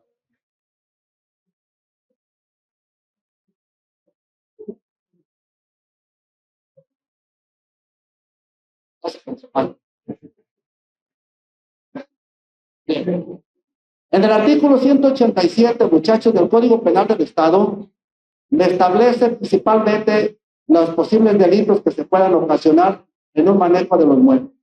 Me establece, sobre todo, muchachos, que dice la profanación, la obscenidad o brutalidad a cadáveres o restos humanos, en ningún momento, esos elementos son considerados como delitos, de acuerdo al 187. Pero fíjense que le falta algo aquí al Código Penal del Estado de Jalisco. Sí dice obscenidad, sí dice profanación de tumbas, sí dice brutalidad en el manejo de los cadáveres, muchachos, pero en ningún momento me maneja actividades de tipo sexual, como la necrofilia. Nunca me dice eso. Por eso yo le pongo aquí, muchachos, hay que hacer una propuesta al Poder Legislativo para ver si amplía un poquito este artículo 187 para que le brinde protección a los restos humanos en aquellas actividades que sean principalmente, muchachos, de índole de tipo sexual. Es decir, nuestro estado de Jalisco protege al cadáver en estas circunstancias. Cuando se profana una tumba, cuando hay una cuestión de obscenidad en el momento del manejo de un cadáver, cuando hay una brutalidad en el manejo de un cadáver o sus restos. Pero no me dicen, nunca me dicen, muchachos, si en un momento dado existiera la necrofilia, aplicar una sanción correspondiente. Por tanto, si una persona aquí del estado de Jalisco le manejáramos únicamente la ley del estado, pues obviamente, muchachos, si lo agarramos practicando actividades necrofílicas, pues no va a sufrir ninguna sanción, excepto lo correspondiente a la profanación y a la obscenidad. Por eso la importancia, muchachos, lo que a ver si nos pueden agregar un artículo más en ese punto. Pero miren, el artículo 281 del Código Penal Federal. En el Código Penal Federal me establece, muchachos, se impondrá de 1 a 5 años de prisión al que profane un cadáver, una tumba, o restos humanos con acto de vilipendio, mutilación, es decir, si le corto partes al cuerpo, brutalidad o necrofilia. Fíjense bien, aquí ya maneja la necrofilia el artículo federal. Por tanto, en un momento dado que una persona aquí en el estado de Jalisco se le hiciera un delito de necrofilia, podemos aplicar no el Código Penal del Estado, sino que en su relación con el Código Penal Federal para que adquiera una sanción mayor al que se establece aquí en el estado de Jalisco. Pero también hace una aclaración este artículo, muchachos. Dice, si los actos de necrofilia consisten en la realización del coito, la pena de prisión será de 4 a 8 años. Es decir, aquí esta pena sí es agravada a través del Código Penal Federal.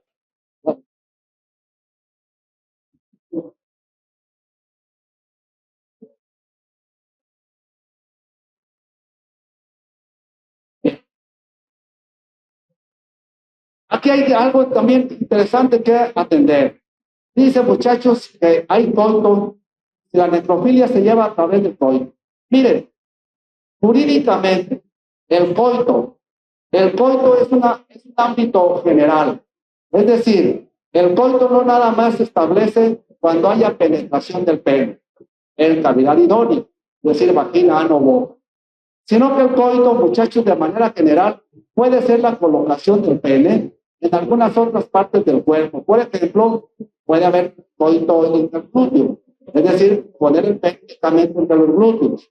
Puede haber, por ejemplo, coito en los muslos, entre los muslos. Entonces, es una cuestión generalizada. En cambio, la cópula, desde el ámbito jurídico, la cópula es la penetración del pene en orificio natural, es decir, vagina, ano y boca.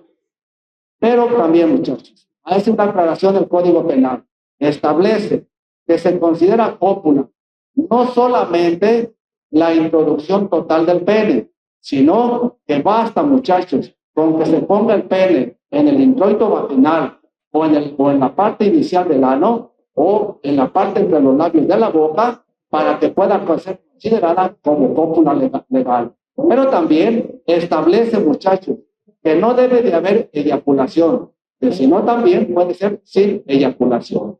Es decir, la cópula es más genérica, perdón, es más localizada y por tanto, muchachos, se deben de establecer diferencias entre lo que es coito y lo que es cópula.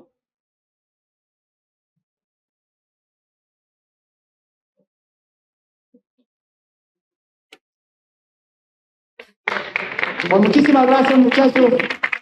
Un tema por demás polémico a veces. Muchas gracias por su presencia. levantar la mano, se les va a hacer llegar el micrófono con uno de los chicos que está de amarillo y el ponente va a responder.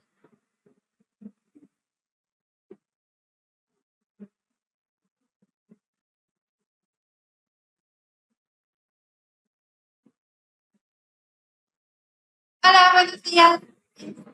Quería hacerme una pregunta sobre también no deberíamos meter el canibalismo en esta parte porque estamos haciendo una falta de respeto al cadáver. Sí, claro, dentro de los procesos necrofílicos puede presentarse el canibalismo. Hay un estudio bien interesante en el cual establece que hay un grado de necrofílicos en el cual también se presenta a través de la práctica sexual y inusual, también en el canibalismo. Sí se puede presentar, también tiene una sanción de acuerdo al Código Penal Federal.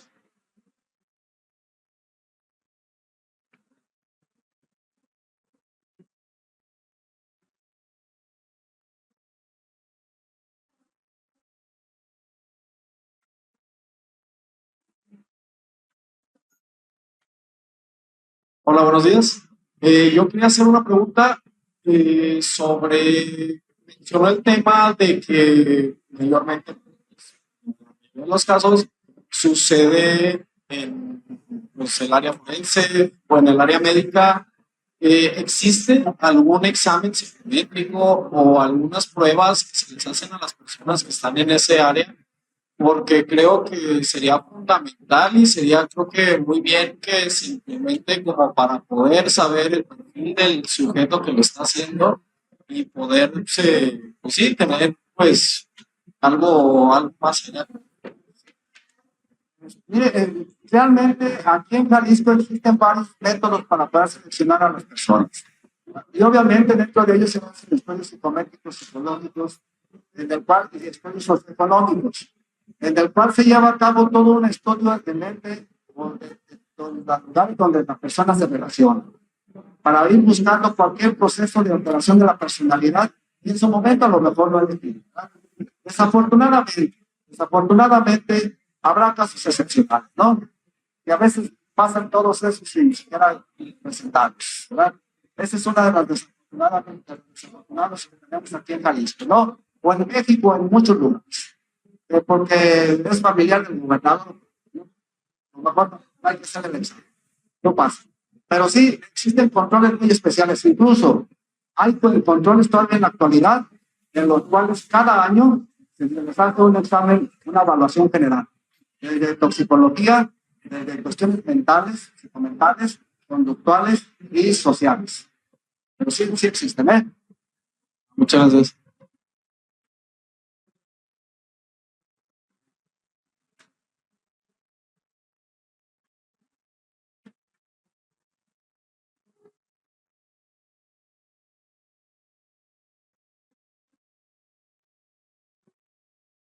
Sí, yo quiero preguntar sobre qué, bueno, sí, qué hacen los medios de comunicación, o sea, prensa, televisión o ahora en redes, o sea, o qué se puede hacer pues para que no se exhiban este tipo de imágenes que pues obviamente generan mucho morbo. Bueno, ya ha habido casos que usted lo mencionó en redes, de incluso estudiantes que estaban haciendo disecciones y suben la foto de su estado. O sea, eso cómo se puede manejar pues a nivel institucional, a nivel de medios.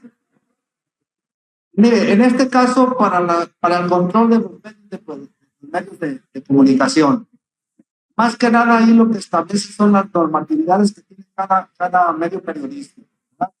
Y que obviamente ya han surtido en alguna forma aspectos muy buenos. Ya, por ejemplo, ya no se presentan como antes de bailes sangrados, ¿no? Y con toda la cara y todas las personas. Y sí, ahora ya cuando menos se descubre y ya nomás sacan el canal para estar cubierto. En relación a los estudiantes de medicina, incluso también, por ejemplo, con nosotros, ¿no? Estoy presentando algunas fotografías con esa característica, pero la ley me establece a mí, cuando son fines de docencia, sí me puede permitir en su momento la publicación de este tipo de imágenes. Pero me dice la ley, nada más para la docencia, no para que las traigas en todo el Facebook, ¿no? En todas las redes sociales, solamente que ahí sí me funcionaría. En este caso también establecen ciertas normas que manejan la Universidad de Guadalajara o que también se manejan en el Instituto de Ciencias Forenses. El Instituto de Ciencias Forenses en la actualidad no permite el ingreso a ninguna persona que no sea propio del personal de la institución. De tal manera que para que no salgan informaciones que son confidenciales en un momento dado y que pertenecen a una investigación criminal.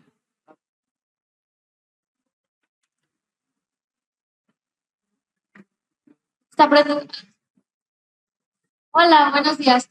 Yo quería preguntar si hay alguna prueba para hacerle al cadáver y de esa forma saber si fue profanado o popular. La última parte no se la entendí. ¿Si fue qué, perdón? Si el cuerpo fue, pues, profanado. Sí, claro, mire, hay varias pruebas, ¿eh? Hay varias pruebas que nosotros hacemos para llevar a cabo una investigación en el momento que se sospeche alguna actividad de profanación o incluso alguna actividad necrofílica. Cuando hay una actividad necrofílica, pues hacemos un examen, siempre un examen ginecológico completo, es decir, examen de calidad vaginal y calidad anal. Si es un hombre, pues obviamente que también revisamos la calidad anal. Si existen pruebas. Si, por ejemplo, encontramos elementos presumibles de que si hubo una actividad necrofílica con coito o con cópula, hacemos pruebas bioquímicas. Tomamos muestras a través de los estudios criminalísticos y los mandamos al laboratorio de química forense para que nos dictaminen si hay la presencia en su momento de líquido seminal. Y con eso podemos nosotros redondear un posible diagnóstico de profanación de tipo sexual. Perdón, otra pregunta.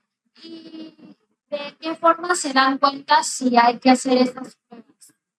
Sí, o sea, ajá, ¿cómo se sospecha que es necesario? Cuando nosotros hacemos el examen físico de la persona fallecida, nosotros llevamos a cabo toda una revisión de toda la cavidad vaginal y vamos a encontrar ciertas lesiones que pueden ser características de un abuso con carácter de penetración. Vamos a encontrar, por ejemplo, podemos encontrar desgarradoras de la mucosa vaginal, podemos encontrar equimosis y hematomas en los órganos genitales, podemos encontrar algunas lesiones sospechosas de una actividad sexual, por ejemplo, las equimosis por mutilación, es decir, los famosos chupetes. Todos esos elementos nosotros podemos irlos hilvanando para llegar a un sistema de diagnóstico diferencial.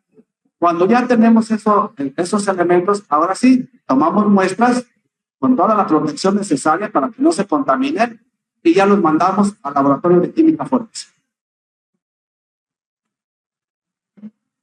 Muchas gracias por su ponencia, doctor, muy interesante. Mi pregunta es, tomando en cuenta la necrofilia como una conducta rara e incluso antinatural, ¿cuáles podrían ser algunas causas sociales, biológicas, etcétera, de la misma? Muchas gracias. Gracias. Mire, causas sociales, se han investigado algunos elementos principalmente conductuales. Dentro de las causas, de las posibles causas que puedan desencadenar un proceso necrofílico, es el maltrato al menor. Se ha investigado, muchachos, que cuando hay un maltrato al menor, es decir, cuando la madre tiene un desapego muy importante con el niño, ese niño en su momento puede desencadenar una actividad o una conducta de tipo necrofílica. Pero sobre todo también se dice que cuando, aparte del maltrato que se encuentra ese niño, si entra en un elemento social también agresivo para él, también hay mayor predisposición a la presencia de una necrofilia. Y a veces es fácil, se dicen los psicólogos y los psiquiatras, que a veces es fácil detectarlos. Nada más es ponerles un poquito de atención a esos niños. Son niños que regularmente presentan actividades destructivas. Por ejemplo, esos niños que agarran a los gatos de las colas y los avientan, ¿no? Por ejemplo. O esos niños que desbaratan sus juguetes. O esos niños que agarran imágenes humanas y las hacen pedazos. Todos esos elementos son importantes desde el punto de vista de la psicología conductual para ir haciendo un posible diagnóstico de un niño potencialmente necrofílico. ¿Se seguiría catalogando como necrofilia una vez estando con el cadáver? ¿O podría ser una cirugía? En el caso de nosotros, usted comentaba de la segunda folia, ¿se seguiría catalogando como un acoso? Fíjate que esa pregunta es interesante, porque el hecho de estar con el cadáver en ese momento, ustedes como enfermeros o enfermeras, no me quiere decir que sean realmente necrofílicos. Me quiere decir nada más que ustedes en su momento pueden llevar a cabo un cambio de conducta, es decir, si siento atracción por el cadáver o no siento atracción por el cadáver. Aquí la parte importante de eso para poderte considerar como necrofílico es que tengas un proceso de excitación con el cadáver. Si no existe eso, nada más tú como el manejo del cadáver por dentro de tu profesión, no podemos considerarla como una necrofilia.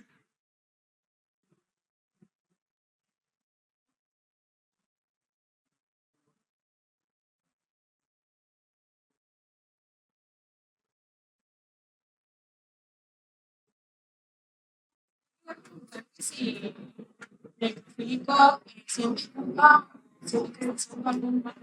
A ver si me habla más fuertecita. Que si el necrofílico siente que está haciendo algún mal o siente alguna culpa al hacerlo. Bueno, esa es una de las características para poderlo mencionar como necrofílico, es decir, esa necesidad imperiosa de querer sentirse a gusto con el cadáver. Eso es lo que ya podemos decir como un necrofílico. Si, por ejemplo, algún farmacodependiente, no podemos llamar a un farmacodependiente simplemente porque este domingo se fue de fiesta y se aventó una tira, por ejemplo, ¿verdad? Pero sin embargo, si esa persona en su momento siente ese deseo de estar consumiendo frecuentemente la cocaína o la droga que quiera, a ese sí ya le podemos decir farmacodependiente. Así es el necrofílico. El necrofílico siente el deseo imperioso de estar con cadáveres, de tener siempre contacto con un cadáver, de sentirse a gusto con el cadáver. Esa es una de las características que nosotros podemos llevar a cabo para hacer un diagnóstico de un necrofílico.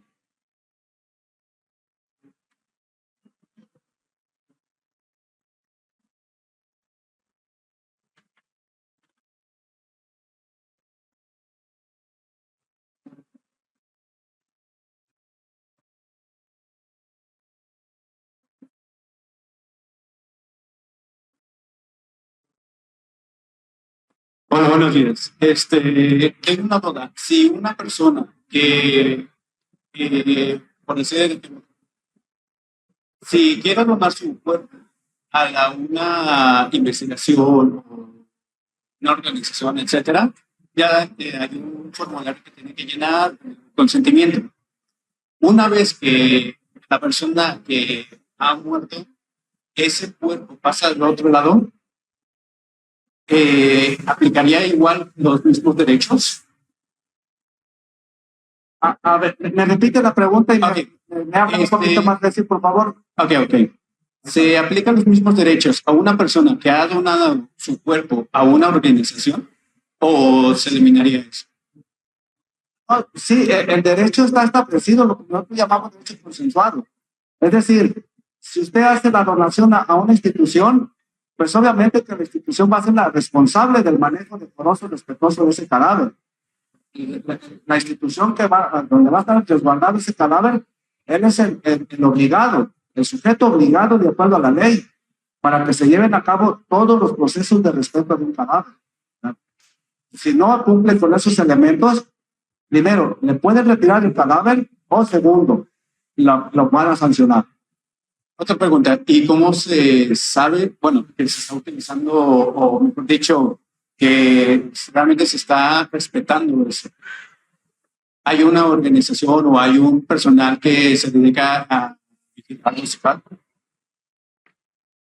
Bueno, mire, debería de haber en cada institución en la cual se guardan cadáveres, debe de haber un sistema de ética, un sistema de ética para la protección no solamente de los cadáveres, sino también para la protección de todo el personal que se encuentra dentro de la institución.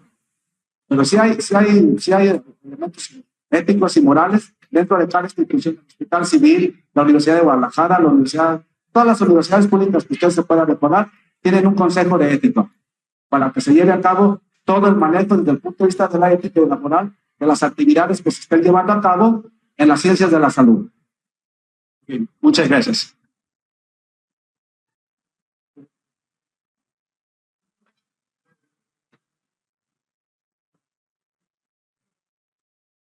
Ok, chicos. Aquí del estante Mediform van a ser 2 preguntitas con premio para los que contesten. Aquí el licenciado me va a ayudar a elegir a las personas que levanten la mano. Solamente son 2 preguntas, 2 personas van a ganar, ¿de acuerdo? Atentos. Hola, muy buen día a todos. Gracias por estar aquí. Es muy interesante su ponencia. Los invitamos a pasar a nuestro stand de Mediform, a conocer nuestros productos, nuestros uniformes, y ahorita les vamos a dar unos premios a las personas que respondan una pregunta. Bueno, ¿qué tiempo duran los espermatozoides en una persona ya fallecida?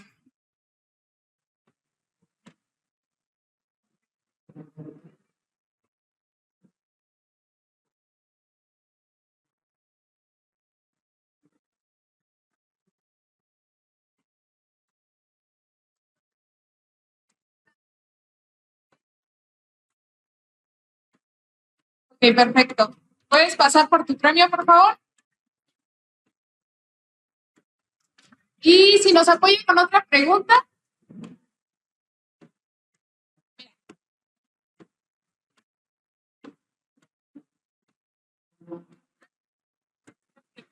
Bueno, así se me hace más fácil. A ver, muchachos, de todo lo que estuvimos hablando, ¿qué es la memoria de Funke? Memoria de Funke. Hablamos.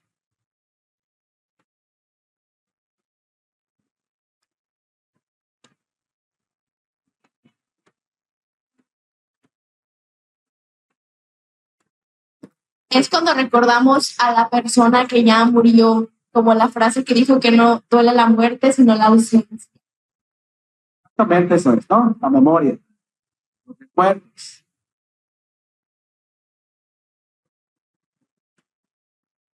Perfecto, muchísimas gracias.